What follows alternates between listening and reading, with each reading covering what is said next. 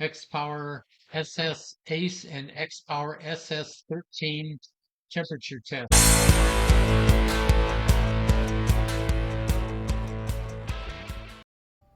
Good day, folks. Don here from 3BR Power Sports. Over the winter, I developed two new X-Power kits with sun shields, one for the Insta360 Ace Pro and Ace Pro 2, and the other for the GoPro Hero 9 through 13 series. Up until now, I haven't been able to do any outdoor tests. It's just been too cold and not enough sunshine. But we just recently had 2 hot days come in. One of those days was in the middle 90s Fahrenheit. That's 34, 35 degrees C, something like that. And so I was able to get out and do some good testing. Now, since I only had 1 day before the weather cooled off again, I decided to test both of the X-Powers at the same time. So I made this setup with all 4 cameras, one each with sun shield and one without.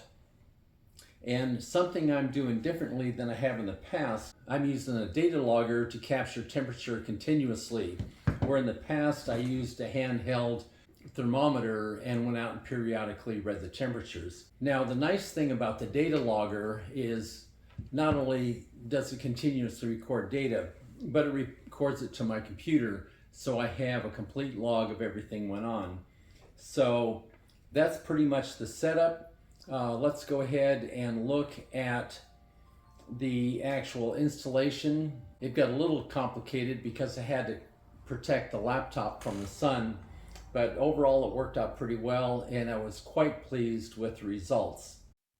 Here's the test underway. You can see the data logger, the laptop, and the big 190 watt power bank that I use to power all the cameras. And here's the results. As you can see, all the cameras started out at about the same temperature, but the Ace Pro and Hero 12 without the sun shields quickly outpaced the cameras with the sun shields, running about 20 degrees hotter, until both of the cameras without the sun shields finally overheated and shut down. Meanwhile, the other 2 cameras with the sun shield continue to record throughout the day, and as you can see, their temperatures slowly declined as the daytime temperatures declined through the afternoon, and finally I shut them both off.